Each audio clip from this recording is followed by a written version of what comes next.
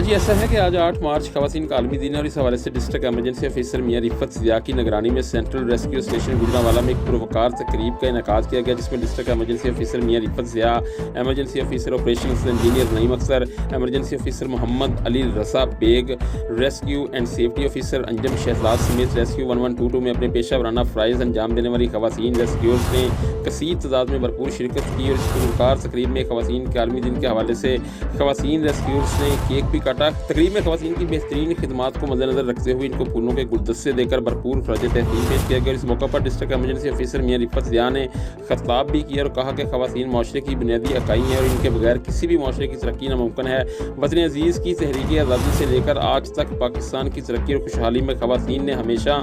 مردوں کے شانہ بشانہ کام کر کے اپنی خدا داد صلاحیتوں کا لوہا منوایا ہے، جو ہم سب کے لیے انتہائی خوش آئند ہے۔